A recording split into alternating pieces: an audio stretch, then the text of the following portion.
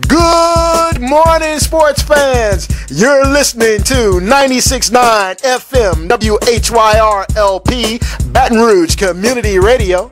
This is Eric Hatfield along with Coach Perry Daniels, and we are here to bring you the latest, the greatest, the best, and the most entertaining in high school, college, and professional sports. You are listening to Louisiana All-American Sports.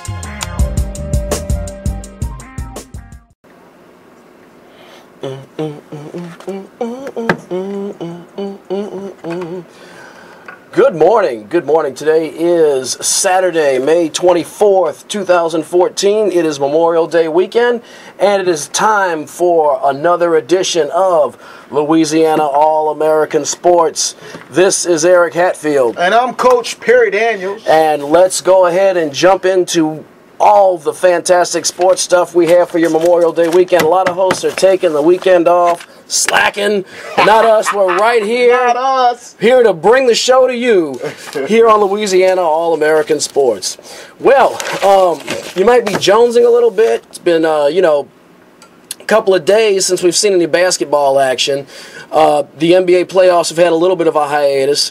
For those of you wondering, well, why would the NBA put so much time in between games when their conference finals are going on? Big signature matchup. Here's the deal. NBA, in planning the finals, determined that the NBA finals will start on June 5th. No ifs, ands, or buts. The conference semifinals had no games going to a Game 7, so there was a gap. That gap was made up for during the conference final round. So this little hiatus we've had, these 3 days, 4 days with no basketball, depending on which series you're following, that is the cause. The series will resume tonight in South Beach. We have the Miami Heat hosting the Indiana Pacers in the Eastern Conference Finals. That series is all tied up at 1.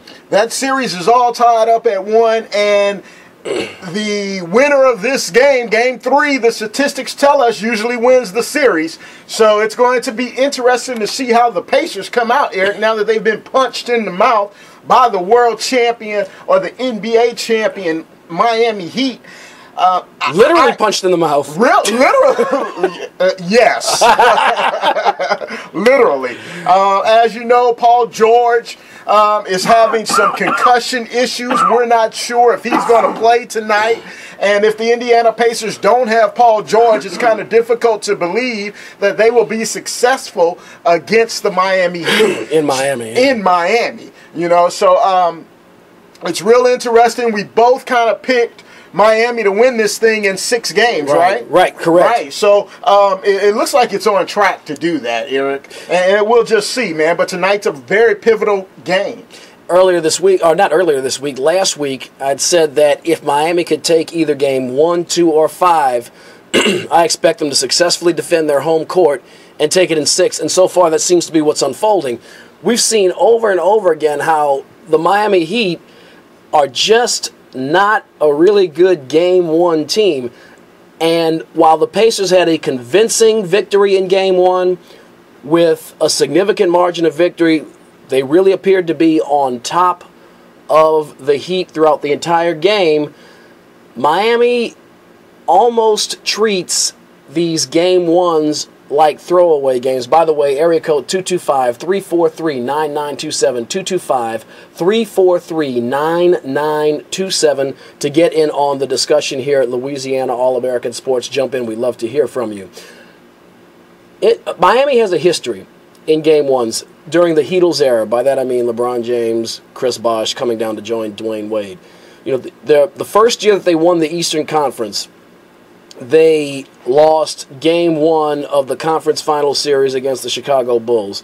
The following year, 2012, when they finally won a championship, they lost Game 1 also against the Chicago Bulls in that series and dropped Game 1 against Oklahoma City. Still went on to win both series 4-1. They did not play well. Last season, they also dropped Game 1 against San Antonio. They didn't play well against Atlanta I'm sorry, I said Atlanta. They did not play well against Charlotte in Game 1. A lot of people were saying, well, Charlotte might actually take one. They look improved. No, I think Miami just didn't care or didn't play to their fullest. Didn't play to their full potential. This team has a history of playing down to the level of its competition. Yeah. You know, although we can't discredit the Game 1 that Indiana had. Indiana played a great Game 1. Roy Hibbert scored 19 points. Right. You know, and when he does well, they do well. So it was a combination of the two, I think, Eric. I think Indiana was looking so forward to this series right. that they really came out and played very well. This is what they've played for all season, to have home court advantage in this series. And they need it. Apparently they need it because they need to now they've already dropped one at the Fieldhouse. They need to take one in Miami. And what we saw in Game 1 was what Miami's done in Game 1 over the years, and what we saw in Game 2 really was the blueprint for Miami's basketball. Be physical, be as physical as you can, even though they have that disadvantage in the post, and then kind of wait, stay with them, and then push that gas pedal in the fourth quarter. And we've seen that all season. We've really seen that throughout the Heatles era, and that's what happened. So Game 3 is going to be interesting.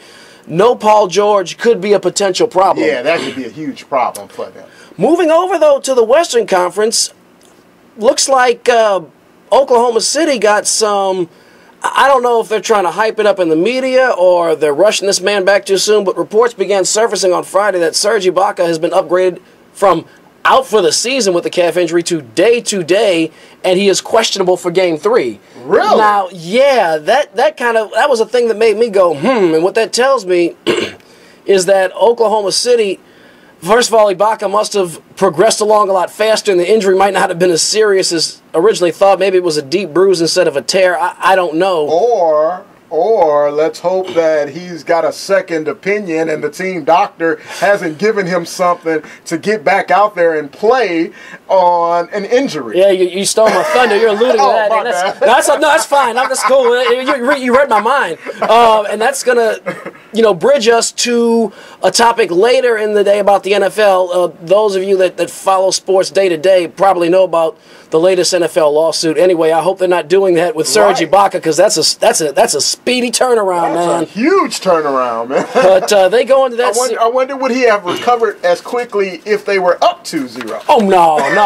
The Serge is going to be with us in spirit. They'd probably say some nonsense like that. Oh yeah, or if this was the regular season, no. But the San Antonio Spurs are beating the Thunder. They are rolling all over the Thunder.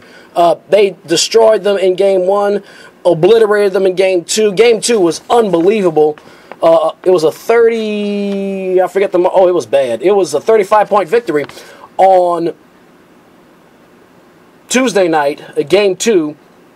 The Spurs, at one point, went on a 43-14 run between the second quarter and the third quarter. During that span, the Spurs went 5 for 9 from three-point field goal range. Danny Green finished with 7 successful three-point shots on the night. Thunder were 0 for 8. 8 for 8 from the line for the Spurs. Thunder 0 for 2.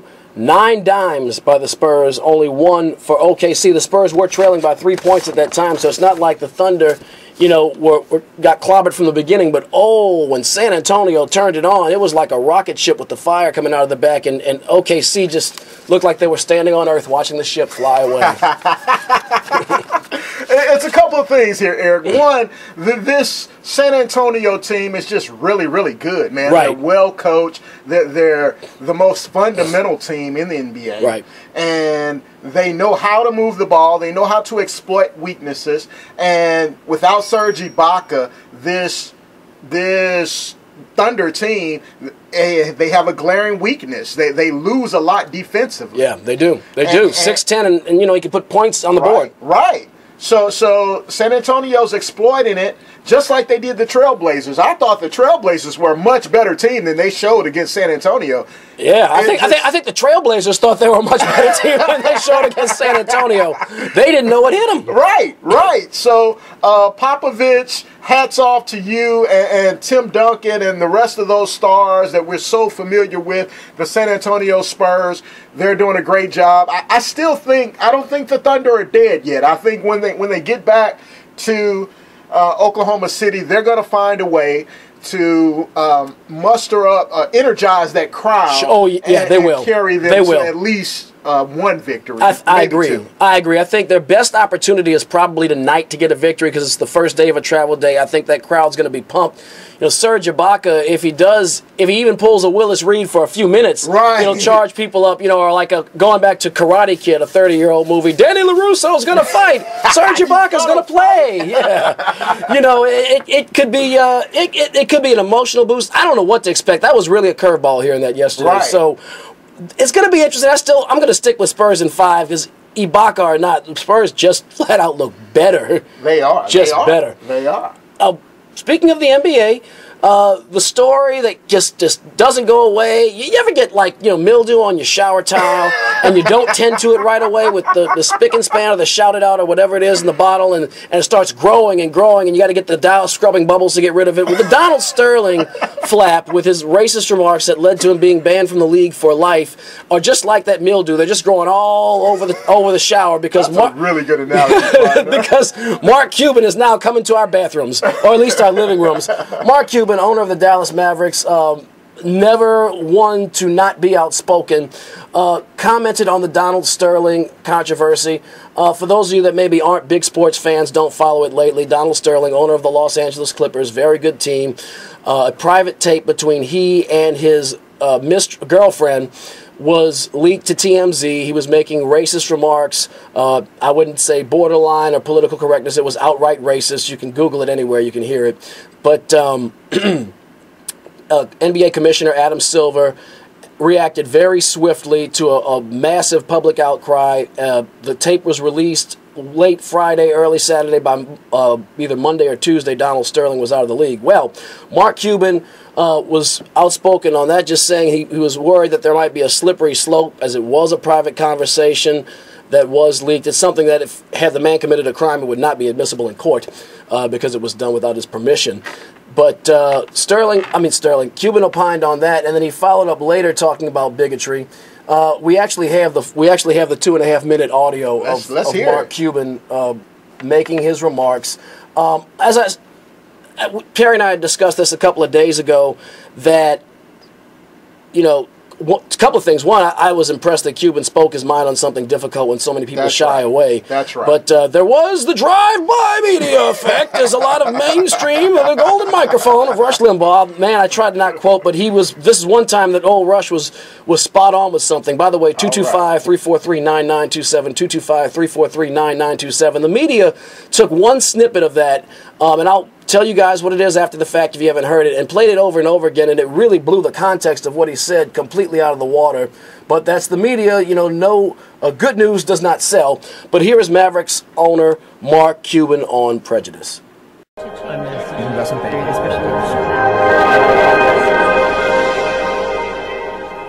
this day and age, this country has really come a long way, putting any type of bigotry behind us, regardless of who it's towards, whether it's the LGBT community, whether it's xenophobia, fear of people from other countries. We've come a long way, and with that progress comes a price, where we're a lot more vigilant in and we're a lot less tolerant of different views. And it's not necessarily easy for everybody to adapt or evolve. I mean, we're all prejudiced in one way or the other. If I see a black kid in a hoodie and it's late at night, I'm walking to the other side of the street. And if on that side of the street there's a guy that has tattoos all over his face, white guy, bald head, tattoos everywhere, I'm walking back to the other side of the street. And the list goes on of stereotypes that we all live up to and are fearful of. And so in my businesses, try not to be hypocritical. I know that I'm not perfect. I know that I live in a glass house and it's not appropriate for me to throw stones. And so when I run into bigotry in organizations I control, I try to find solutions. I'll work with people. I'll send them to training. I'll send them to sensitivity training. I'll try to give them a chance to improve themselves, because I think helping people improve their lives, helping people engage with people they may fear or may not understand, and helping people realize that while we all have our prejudices and bigotries, we have to learn that it's an issue that we have to control, that it's part of my responsibility as an entrepreneur to try to solve it, not just to kick the problem down the road, because it does society, it does my company no good, it does my customers no good, it does society no good if my response to somebody and their racism or bigotry is to say, it's not right for you to be here, go take your attitude somewhere else. So that was Dallas Mavericks owner Mark Cuban discussing prejudice.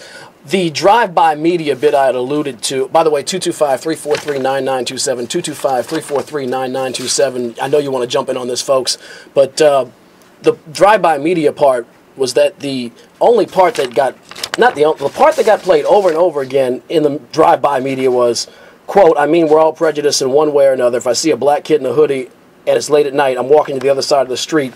They cut it off, and it's almost like he rolled out of bed, said that, dropped the microphone, and left. And as you could hear from the last 2.5 minutes, that is completely out of context with what he said.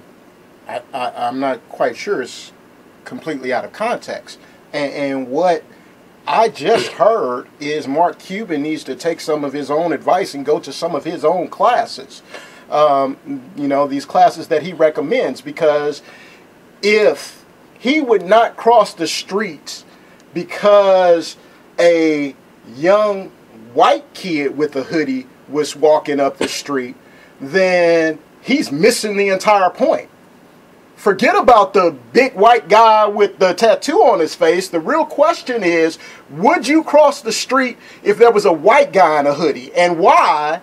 And why does that black kid with the hoodie on make you nervous? Well, Mark Cuban definitely felt a lot of the fire from those comments. And if you are a sports fan, Mark Cuban's been on the block for at least 15 years or so, give or take. Yeah. This ain't the first time he's put his foot in his mouth trying to make a point, and it's not the last. He did yesterday come out and say, I wish I had the clip, but it was he said, I understand that the example of the hoodie clothing, a black kid in a hoodie, evoked memories of Trayvon Martin. He said, Sure. I really had not thought that through at the time, and I apologize to Trayvon Martin's family. He also said he generally stood behind the meaning of the comments that he made. But it's a great example of the discussion that needs to be had in this community and in our society, and it's a great example of someone not realizing that their prejudice, their situation. So, Mark Cuban, you know what? I'm scared of white folks in hoodies. I think it's funny, but I understand. But I do get your point. I try not to laugh, but no, I'm kidding. I do get your point, Perry. Those are the folks that concern me, and maybe scared's not the right word. Well, to quote Chris Rock, I'm scared of young white boys shooting up the schools. I mean, there are all kinds of stereotypes. And it's, Perry, sidebar, it kind of works, just when I said that kind of trying to be funny, it kind of works in reverse. If you remember, when they had the D.C. sniper shootings, and then there was the serial killer here in Baton Rouge, everyone's looking for a white guy. It's got to be a white guy. They don't have black serial killers. Well, you waste all that time looking for a white guy, where these guys went popping everybody, doing their serial killing, because you didn't do your homework. And you didn't do your homework. However, it is because I wonder, Eric, how many crimes go unsolved because of the opposite. You're looking for the usual suspect. Right, exactly. You know, it's a delicate thing, Perry, and we're sidebarring a little bit, but that's what we do here on Louisiana All-American Sports. 343-9927. There's a show on television that I think is outstanding. Been watching for about 9-10 years called Criminal Minds. Yeah. And what the plot is that these FBI agents use profiling techniques to find these unknown subjects and solve the mystery. And of course, Right. they do it in 60 minutes with commercials. Yes. But they do use profiling tactics that are legitimate and effective. You know, on one hand, police have to solve crimes, but on the other hand, what these people do is they do their job very, very efficiently. So when Yeah. they take race into the factor, they understand it's not the only factor, and when they see information to the contrary, they kind of turn their ship. They don't go in Right. there with closed minds. They go there with open minds, using Right. the information they already have. Right.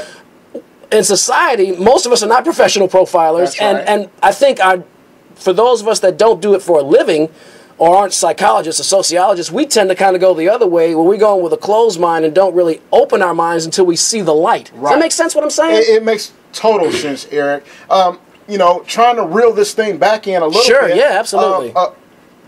In this regard, regarding the NBA, you know, again, I'm going to say that the real issue is the lack of diversity in the owner room, in the board meetings.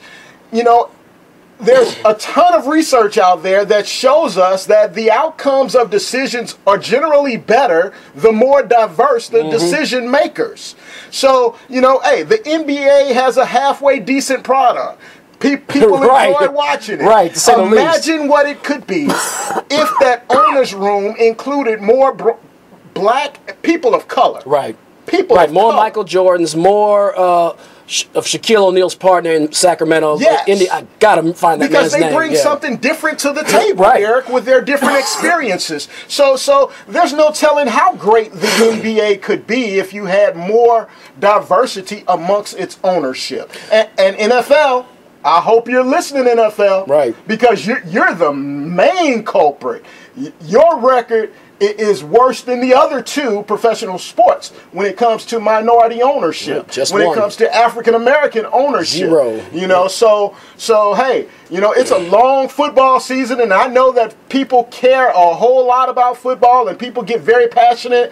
But hey, this year on Louisiana All-American Sports, I'm going to remind the NFL every week that hey, they need to do something about that problem. There could be a lot of potential down the line. Basketball, you know, it's interesting. A couple of things actually. Basketball and football, and interestingly, baseball in a moment. But you know, the NBA, if you look at it, has over the last since the David Stern era, and I know that's a dirty word for some people, but don't remember, you wouldn't want to have a beer with the man. His job is to make a good league, and I think he's done that. The David Stern era, the NBA has had a no pun intended, a sterling reputation for diversity, inclusiveness, promotion of minorities and African Americans. Colin Cowherd, who's an ESPN talk show host, has said on his show that the NBA over the last 30 years has created more young African American wealth in America. He said he believes more than any other corporation, if not certainly top 10, given the millions that these players have paid. I'd be inclined to go along with that. It's also important. No, go ahead. Finish. I was going to say, and notwithstanding all of that with the NBA and everything it does, yes, this came out of the NBA. That's right. You know, not That's right. baseball, which is kind of behind the times with everything. Wow. Not baseball, not football. Not right. Of course, and hockey has its own issues with its Right. fans, but I mean, Yes. its ownership has never had a problem, and they have very little just African American interest. Right. You know, so well, let me say that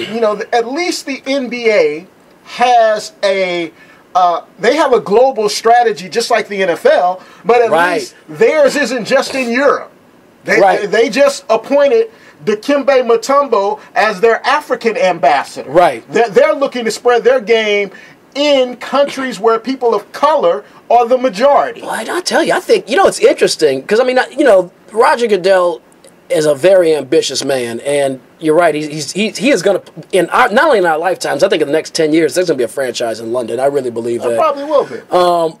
But, it'd be interesting to see how that will play out in Africa. Maybe go to some of the big cities. It's a different culture. It's a very different culture. And I'm not sure that part of the world has grasped the concept of American football. No, I agree. It's but just like they reached out and put it in Europe. That's right. I mean, they've been doing this since the 80s. That's right. Just like they did it in Mexico. Mexico has a demand for a team. I don't know how it would work, with the economics, but that is probably next, and then probably Toronto too. I'm just guessing from what I've seen in the past. Anyway, I say all that to say, you know, you have a lot of talented athletes, particularly in basketball, a little bit in soccer, that come over to the United States from Africa. Obviously, basketball is a truly global sport. It's played everywhere. Everywhere in the world. Football, you'd have to find a way to get it going. But could you imagine the talent resources, just considering all the athletes that come from that part of the world? See, we just don't know. Right. It could.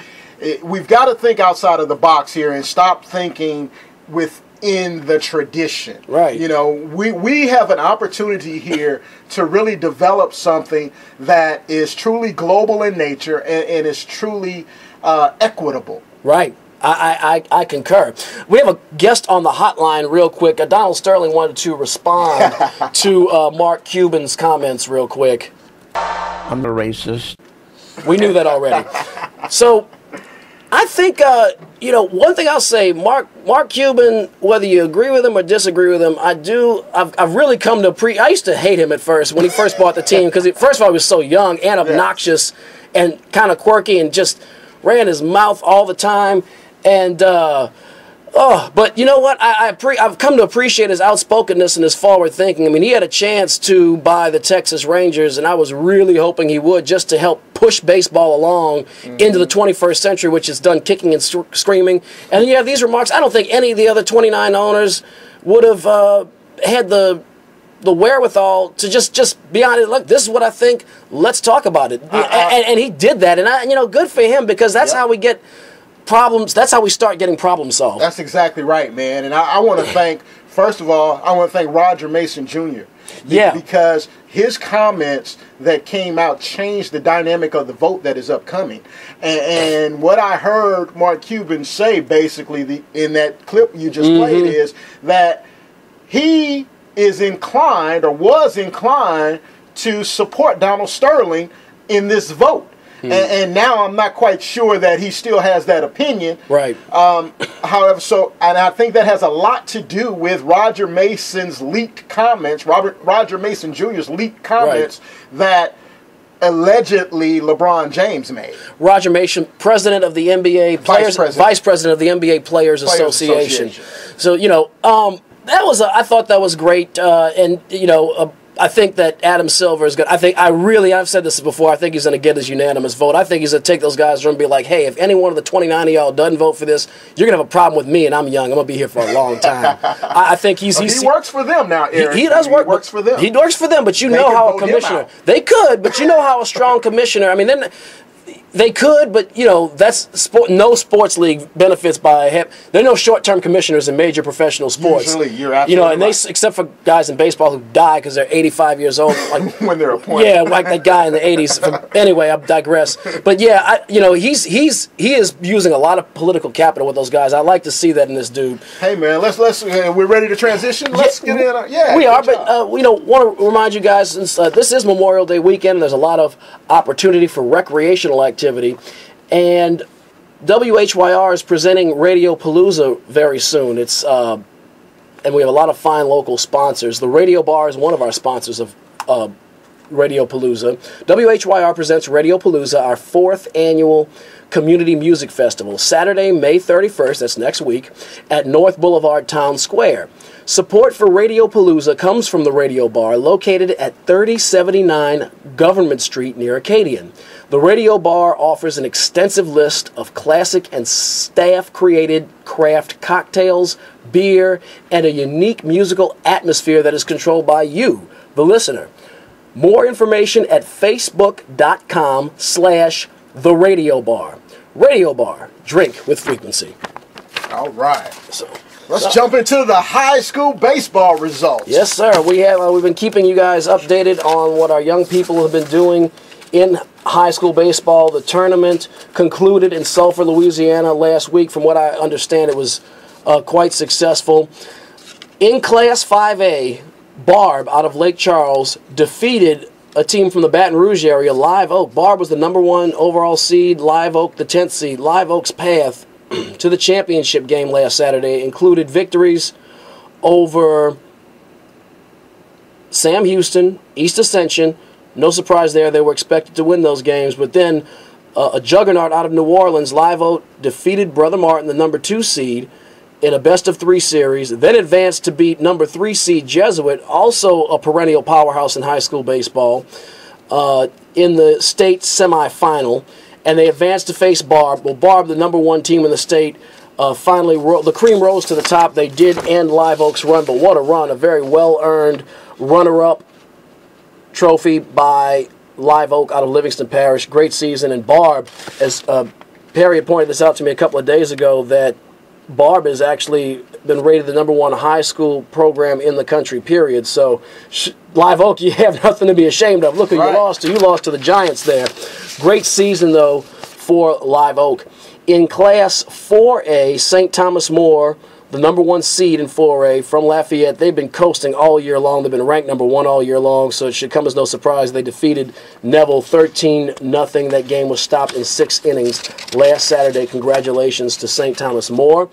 John Curtis, that high school factory that just keeps cranking everything out and hasn't lost hardly any district games in my lifetime, and I'm getting a little long in the tooth there.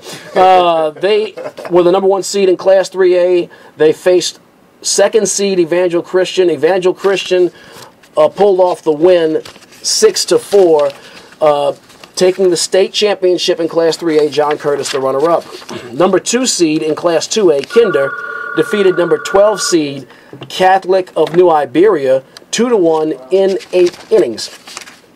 So they took the Class 2A championship with a 5-1 victory in the Class 2A. Class 1A, Cedar Creek, 7th seed, defeated 9th seed Sacred Heart 5-1 for the 1A championship. Class B, 4 seed Fairview defeated number 7 seed Glen Mora 5-4. And in Class C, winding it down, we had a couple of Christian schools. Number 1 seed Northside Christian defeated 2nd seed Claiborne Christian. They had to go to 9 innings. High school baseball normally stops after 7, but they defeated Claiborne Christian 7-6 in 9 innings. So congratulations to our young people. And we have another visitor, another regular guest online. If you are a regular listener to this show, when you hear the following bump, you should know who's right around the corner. And I am looking. Big congratulations to all of our high school state championship winners, especially the school out of Lake Charles, Barb, for being crowned the mythical national champions in high school baseball. Congratulations. Fantastic. Here we go. I'm going down, baby. Yo, street in the rain. Come on. Ready to let it go. What up, G? Yeah, you know you the man. Go ahead. Yeah, bro. The Spurs put such a thumping on the Thunder that there is no money in Vegas to be made off the Spurs. The odds for the Spurs is 6-5. Or 6-5. Okay. You know what, man? And on our Thursday night show, man, well, the show that we tape on Thursday night, Eric assumed the exact same thing. He called this. He said that the Spurs would probably be favorites. Yeah, the Spurs are the favorites after the thumping. Then you got the Heat at 13-10. The Thunder, they down to 16-1. Pacers are above the Thunder at 12-1 to win the NBA championship. I can see that. It's, given that the Pacers have won one game, where the Thunder haven't won any. But I tell you what, if I was Serge Ibaka, I'd be writing all this information down when it comes time to talk contract.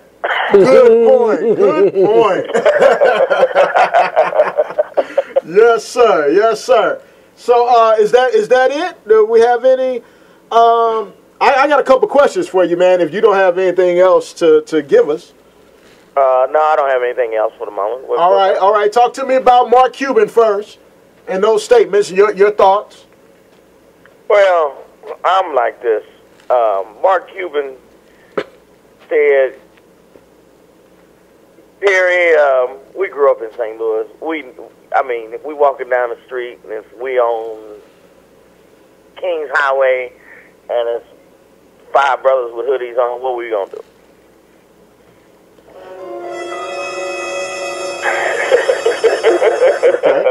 Keep going. Keep going. What we gonna do? Of course, we gonna cross the street. You know, if we in Clayton walking down the street and there's 5 white guys, bald head, and tattoos on their face, what we gonna do? I mean, And we get to a point in our society where we so busy looking for something wrong, we just can't accept the truth. That's just the way I look at it. you know, one radio host pointed out that if he sees a billionaire who crosses the street and then immediately crosses the other side of the street, he's going to turn and run because something's just weird about that if it's late at night. Tell me this, though, George. If we're walking in Clayton and there are 5 white kids with hoodies on, are we crossing the street? Are we crossing the street? Probably not. Probably not. See, so Probably not. And that's my point, that we can't, not only can the Mark Cubans of the world not, but we cannot associate crime with the color of one's skin and what they're wearing. And we're just as guilty. If that's what you're telling me we would do, then we're just as guilty as Mark Cuban. Because I'm here to tell you, G, if the kid is 6'9" and can consistently knock down a 19-foot jump shot, Mark Cuban not crossing the street. Mark Cuban's talking to him about trying to win a championship for him. You know, You are correct. You see, so we have to get out of this mindset that these images have placed in our head that blacks have a greater propensity to engage in criminal activity. There is no evidence that states that. I understand your position, but like I say, Perry's on a roll today, man. Perry's shooting. we might have to go on a longer show on that one. Yeah, Perry's shooting some verbal jumpers today, man. He's nailing them from all over the court. You know, but I appreciate the view, and I understand that there's a lot of sentiment like that out there. So, you know, you my man, and we to thick and thin, man. You know, talk to me about the Cardinals if you can give me an update. My Cardinals are waking up. My Cardinals are waking up. They had a nice, they had a slow start, but it wasn't bad. They're not that far out. You got to realize. I think I told Eric a couple of shows back. Flag Day is the beginning of baseball season because you can get rid of all the riffraff. Everybody else is 16, 17 games off, but they ain't gonna have nothing to do with it.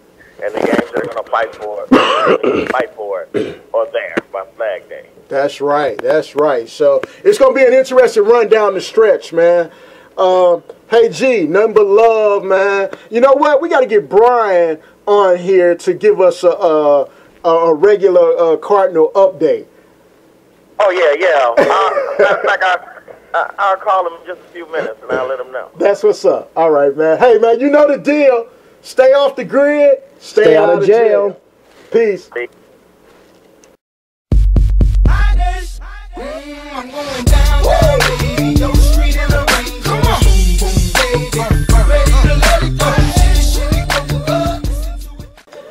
That was the Fixer. Yes, indeed. Always good to have him give us those 2 cents. Give us an alternate perspective. Man. And if you want to give us an alternate perspective, That's right. please give us a call at area code 225-343-9927. Area code 225-343-9927. Yes.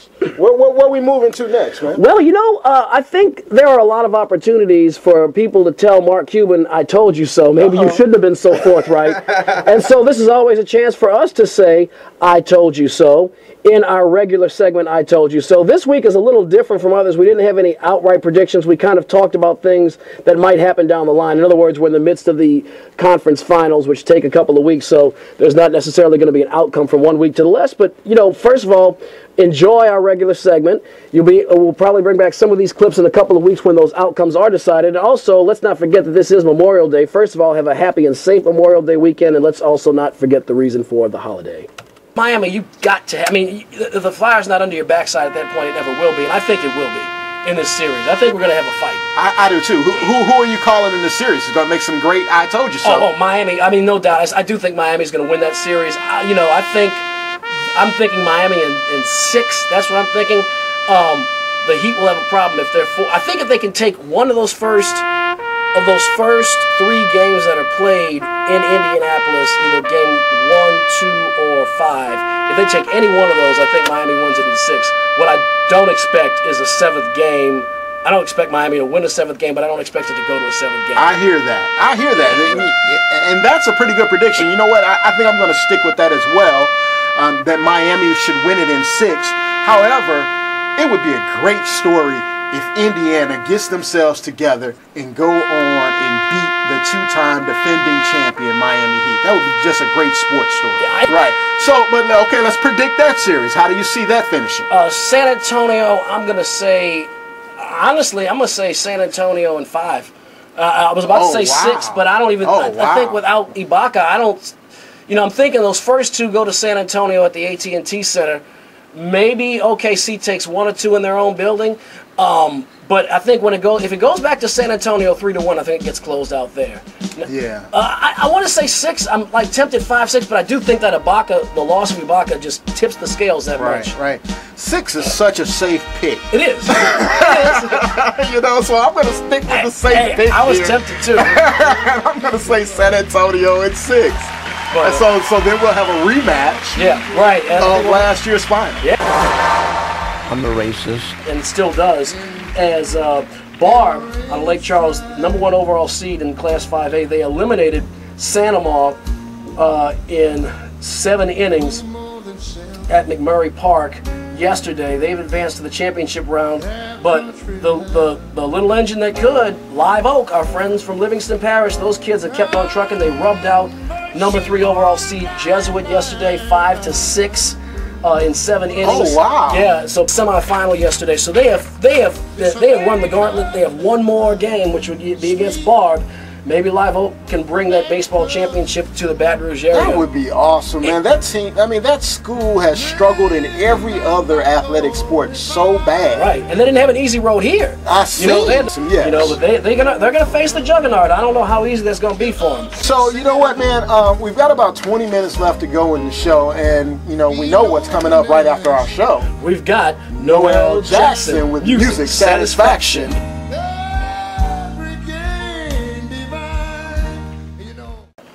Noel Jackson, Music Satisfaction, coming up on 96.9 FM WHYRLP, Baton Rouge Community Radio at 12 o'clock. Also, Eric, though, man, if I can, our lead-in show was awesome today, man, and I just want to give them big props as well. Yeah, I like that show, and I usually hear the score when I'm coming in. It actually helps me know how much time I have left till showtime, so to speak, and I know if I'm cutting it too close to step on the gas pedal a little bit when I hear the ladies say, "This is our last song," I'm like, right. 225-343-9927, area code 225-343-9927 to get in on the conversation. The SEC baseball tournament in Hoover, Alabama is going to wind down this weekend. We have the semifinal games today. Both are single elimination. Our LSU Tigers handled their business in their first 2 contests, so they just have to win 2 more in order to win the SEC tournament. On one, we have LSU facing Arkansas today. Arkansas defeated the SEC Western Division champion Ole Miss Rebels. In the other elimination game, the Florida Gators, champions of the Eastern Division, the best record in the regular season, the SEC, defeated Mississippi State. They will face Kentucky, that has made a surprising run through this tournament, and of course the winners of those 2 games will meet on Sunday at 3:30 p.m. Both of the semifinal games today will be on ESPN News. That's ESPN News, so if you have the expanded sports package, you can log in and catch that. LSU and Arkansas will face off right after the show, actually, at 12 o'clock. The next game is... and the Sunday game is scheduled for 3:30 p.m. The Florida-Kentucky game will be following the LSU-Arkansas game. I have a really I'm starting to, I've been kind of pessimistic all year about LSU's ability to hit the baseball, but it's like ever since the late part of the ever since that week when they destroyed Northwestern and then swept Auburn, it's like a light went on all of a sudden, the clouds parted, and now it's like gorilla ball again. They're just bashing the ball, and not to mention their pitchers have been off the hook all year. And Coach Maneri seemed like, the strategy was exactly this, that around this time of the year that they would be hitting the ball well and their pitching would be clicking on all cylinders. And it is, and I'm starting to get a real kind of a championship kind of feel about this year I haven't had in a while, really, with the LSU Tigers. Not since 2009 when they won the whole enchilada. So good luck, Tigers. It's a chance. It's a shot. And you know what, Perry, you brought something up about that top 8 national seed. Yes. About LSU now, if they went out, let's say they beat Florida. Well, they've won, Florida or Kentucky, we don't know yet. Oh, right. That would be presumptuous of me, but the same radio hosts I was listening to were saying they're kind of as perplexed too as to why the talk from a lot of the national people is that LSU is probably a long shot for a national seed. Their strength of schedule was a lot weaker than some of the other teams during the year, but how much more can a team do than run through? And then if they beat a team the likes of Florida, if they get that matchup. I just think the biggest issue, though, Eric, is that you've got the number 2 ranked team in the country, just 40 miles up the road in ULL. And when you're talking regional, that LSU has to be considered in that region. Right. I think they're locked for the first set of regionals. Yeah, but the super regionals, it would be a little. A bit of a snub for that to not go to Lafayette first. I mean, if they want to do one in Lafayette and one here, and I wouldn't put that past them either because they love doing games at the new box, fine. But I think Lafayette has definitely earned a seat at the table. You can't make them come to Baton Rouge. That's right. Exactly. I think that would be unfair. I really do. And they even beat LSU in the regular season. Real quick for where the guys get paid on the diamond, give you guys a quick update, as we're not going to talk about a lot of MLB, but in the American League East, the Toronto Blue Jays have jumped to the top of the division. That is just enough to make my head explode. I would have never expected that. They're leading the Baltimore Orioles by 1.5 games, Yankees by 2 games. In the Central Division, the Detroit Tigers with a comfortable 5.5 game lead. The real shocker to me is the Minnesota Twins aren't terrible. And they, with the pitching staff they have, that's also enough to make my head explode. Both them and Toronto, I thought their pitchers would be albatrosses, and yet they look respectable. Oakland Athletics with a 2.5 game lead on the Los Angeles Angels. In the Texas, who I expected to win the division way back, 7 games back, they need to pick it up fast or they're going to have a problem on their hands. In the National League East, a very tight race between the Atlanta Braves, the Miami Marlins, who are 3 games back of the Braves, and the Washington Nationals, who are 3.5 games back. Miami, in spite of losing ace starter Jose Fernandez for the season with Tommy John, so far is hanging in there. I just think without him, these divisions are usually decided by a handful of games, and I think Fernandez's absence could make up some of the gap come September. Right. In the NL Central, we got a prize fight between the Milwaukee Brewers and the St. Louis Cardinals. We've talked about them from time to time this year. Cincinnati trying to claw back in the race. They are 5.5 games back. San Francisco really surprising everybody. They've rebounded from a horrendous season last year to an outstanding season this year. I think adding Tim Hudson to that rotation helped. I think Tim Lincecum's got his head out of his wazoo, so to speak. And I think Matt Cain is looking more like Matt Cain again. And the Giants have the best record in the National League at 30-18. Colorado's another team that I don't understand how I don't know how they have a pulse. And here's the thing, I said their pitchers would be the problem. Their pitchers are a problem, in spite of playing in that thin air, even if you adjust the statistics, because the other pitchers going there still have much lower ERAs, etc. But they're smacking the ball everywhere. It's incredible. They do have great position players, and I even noted this in my blog, thedailyhattrick.com, that Colorado has great batters. They just have no pitchers, and pitchers usually dictate the pace in baseball. LA Dodgers, who were the overwhelming favorite, are 4.5 games back. That's going to be another very good race. So we'll pick up a lot more of that come summertime. I got to stop singing. But let's talk about a fall sport. Let's talk about the National Football League. 8 retired players, NFL players, including Jim McMahon and Richard Dent, are part of a group of NFL players who filed a lawsuit alleging that the league illegally supplied them with painkillers to conceal injuries. In the lawsuit, it's alleged that the league obtained and administered the drugs illegally. without prescriptions, without warning players of their potential side effects. Players say they were never told about broken legs and ankles and instead were fed pills to mask the pain. Mask the pain. There's a quote from the attorney handling the lawsuit, Steven Silverman. The NFL knew of the debilitating effects of these drugs on all of its players, callously ignored the players' long-term health in its obsession to return them to play, said Silverman, whose Baltimore firm also represents former National Hockey League players in a concussion-related lawsuit. I'll tell you what, if I get in any kind of injury, I want somebody with some derivative of the word silver. I mean, Adam Silver, Silverman, Donald Sterling. These guys are rich, and they did something right along the way. Not so much Donald Sterling, but still. Anyway, go ahead, Perry.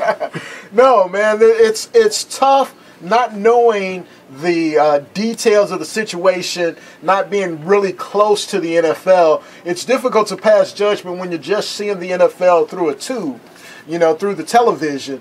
I'm not sure what position to take on this issue. I don't know, there's a lot of these players have been criticized that, here they've spent their money and now they're just trying to recoup some money, and this is a way of doing it. If that's the case, then you say, well, you kind of hope they don't win. However, from what I've heard of some of these stories with kidney failure due to the drugs that were administered to keep them on the field. Memory loss. Yeah, man. It's like that would be tragic, and there should be some compensation for that because that's negligence on the NFL's part. And I've suggested before on this show that would be consistent with the NFL's track record. You need to watch the documentary produced by Frontline, PBS Frontline, called The League of Denial. And this is specifically regarding how the NFL manipulated data to cover up the concussion issue that has finally come to light. Well, so for them to cover up these issues of injury wouldn't surprise me at all. Wouldn't surprise me at all. No, I wouldn't be surprised either. The NFL, it doesn't, there's a saying that once is a coincidence, twice is a pattern, and 3 times is a trend. And it appears to me that there's a disturbing trend over the long term, going back to, particularly in the 1980s when the popularity of the sport ramped up and surpassed baseball and became the money-printing machine that it is today. Yes. Of the NFL downplaying the long-term health, deprioritizing, if you will, the long-term health of their players for the interest of short-term performance and trying to mask what they did. It's not the crime, it's the cover-up. It's the cover-up. And if, like you said, I think there are some players that blew their money. I read that there's some players who were only in, preseason rosters and didn't even make it to the regular season who have joined the class action suit. I think that's a little questionable. But, there is a legal system for this purpose. And there are issues that are very complicated, especially when you're talking about class action lawsuits that go far beyond my comprehension. And I think what it ultimately boils down to is if the NFL was negligent and if they violated the law, they need to be held accountable. And you're going to have some good hands out there and some bad hands. But if the NFL, if they did wrong, they need to suffer. That's right. And no ifs, ands, or buts about it because they have it. Right. And you want to send a message to deter that type of behavior. Right. And as I try to analyze this situation, Eric, I think one solution would be to take the team doctor off of the analysis process. Right. Let's get an independent doctor because those team doctors work for those owners. Right. They get so they want to make sure that they keep them happy and keep those paychecks flowing. Sure. So they're going to do whatever's in the best interest of the owner. The payers don't play them. That's right. Don't pay them. So there needs to be a system. Maybe the doctors need to be paid by the Players Association or of the trust. NFL. Or a trust. Right. Yeah, that's jointly held by the Players Association and the owners. Right, and the doctors get Super Bowl rings too. So they have a That's motivation. true. They have a motivation, and I'm not. There's nothing wrong with working for an NFL team, but I do think when you have, in the heat of battle, sure, get the play. Stand by the almost said hypocritical. Hippocratic oath. Stand by the Hippocratic oath. Do your best. But when you have long-term usage of these really powerful painkillers and narcotic drugs, Right. you should almost be recommending the players get a second opinion, almost pushing them to do it. You got to watch out for the long-term health of these guys. It's a very rough, violent sport, and players know that going in. They already have an expectation of certain maladies to have after their playing days are over. They don't need a sucker punch, Right. a second punch in the face. Someone they trust. Right, surprise, Marcellus Wiley, psh, kidney failure. Right, They don't need that on top of it. So, Right. the NFL's already paid out has to figure out a way to pay out one 9-figure suit. This could be another. Which hasn't been settled yet. Remember, that went to federal court, and the federal court said that we don't think that's enough money, NFL. Right. So I mean, it's still certain. That was about $800 million, $800 billion. Million. Yeah, I did not mean to say billion. That was a slippage. But yeah, Yes. 9 figures, $800 million could be more for a league that only gets $9 billion a year in revenue. It's funny to even say only $9 billion a year, but you get hit with one near $1 billion settlement and then another. That's starting to hurt. It's going to hurt, and it's going to encourage some change, which is, I think, the purpose, the reason why the amounts are what they are. And to the NFL, hey, you've got it. Yeah. You got it. Now, Right. whether or not these gentlemen deserve it, that'll be determined in court. Exactly, and that is up for.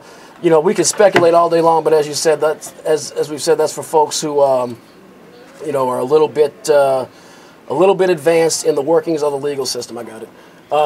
So we are coming to the end of our journey. We have Noel Jackson coming up in about a minute and a half.